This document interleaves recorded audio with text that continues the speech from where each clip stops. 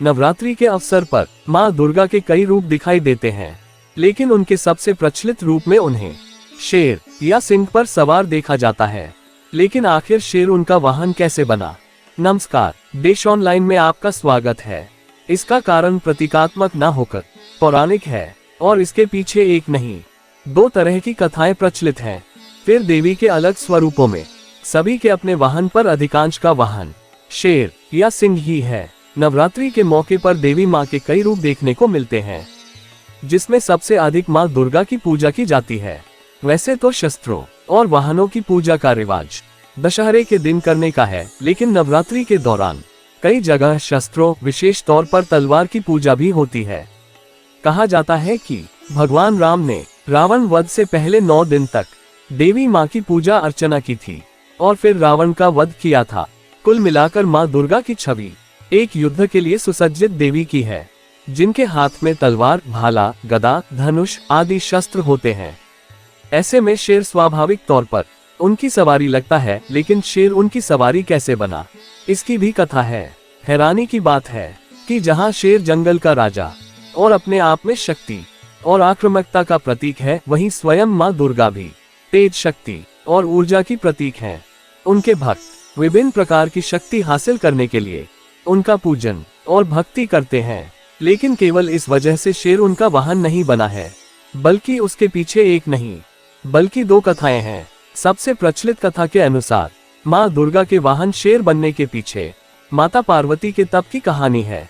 जब माँ पार्वती भगवान शिव को पाने के लिए तपस्या कर रही थीं, तब उनका शरीर सांवला पड़ गया था। एक दिन भगवान शिव ने मजाक में शिव को काली कह दिया, जिससे नाराज होकर माँ पार्वती अपना गोरा रंग वापस हासिल करने के लिए तपस्या करने चली गईं। नवरात्रि के मौके पर देवी माँ के कई रूप देखने को मिलते हैं, जिसमें सबसे अधिक माँ दुर्गा की पूजा की जाती है। वैसे तो शस्त्रों और वाहनों की पूजा का रिवाज दशहरे के दिन करने का है, लेकिन नवरात्रि के दौरान कई जगह शस्त्रों, विशेष तौर पर तलवार की पूजा भी होती है। कहा जाता है कि भगवान राम ने रावण वध से पहले 9 दिन तक देवी माँ की पूजा अर्चना की थी और फिर रावण का वध किया था।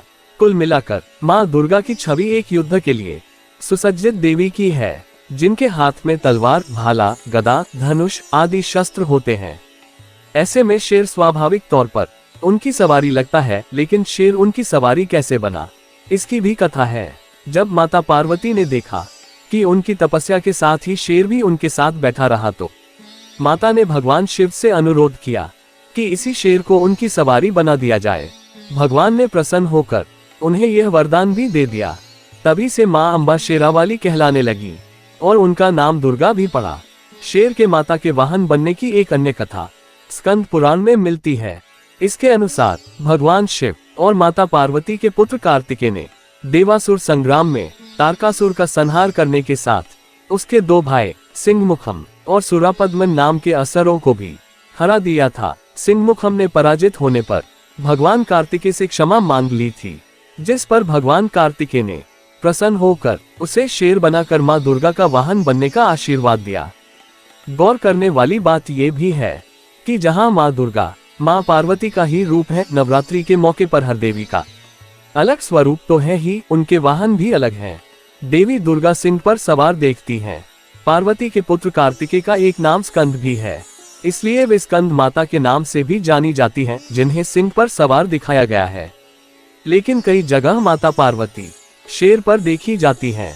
देवी कुष्मांडा और माता चंद्रघंटा का वाहन शेर है। शैलपुत्री और महागौरी का वाहन वृषभ है, तो महिषासुर का वध करने वाली कात्यायनी देवी का वाहन सिंह बताया जाता है।